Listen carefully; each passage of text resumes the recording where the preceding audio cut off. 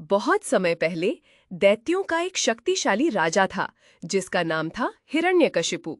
उसने कठोर तपस्या की और ब्रह्मा जी से एक ऐसा वरदान प्राप्त किया था कि उसे न दिन में मृत्यु आएगी न रात में, न घर के अंदर न बाहर, न कोई मनुष्य उसे मार पाएगा न कोई पशु, और न ही किसी अस्त्र से न किसी शस्त्र से उसका अंत होगा। इस वरदान के कारण वो अत्यंत अहंकारी हो गया।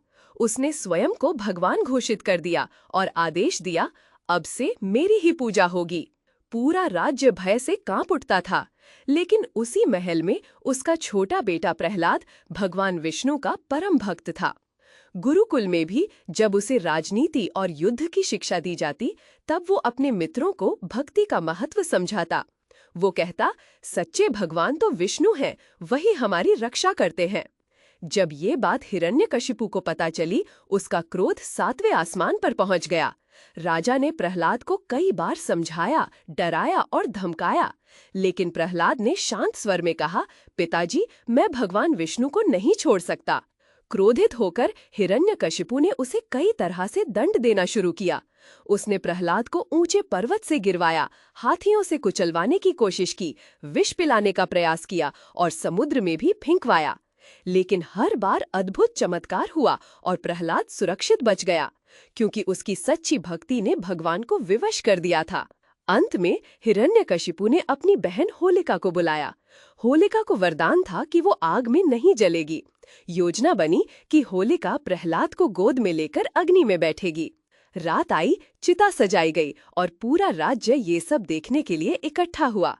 प्रहलाद शांत था। उसने आंखें बंद की और कहा, हे प्रभु, यदि मेरी भक्ति सच्ची है तो मेरी रक्षा कीजिए।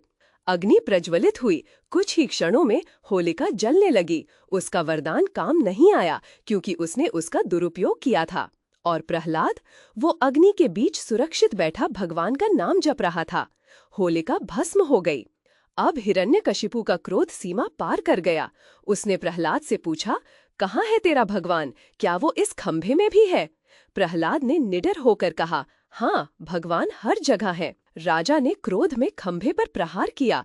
अचानक खंभा फट गया और वहां से प्रकट हुए नरसिंह अवतार, जो न मनुष्य थे न पशु, बल्कि आधे सिंह और आधे मनुष्य के रूप में थे। वह संध्या का समय था, न दिन न रात। महल की चौखट पर न अंदर न बाहर।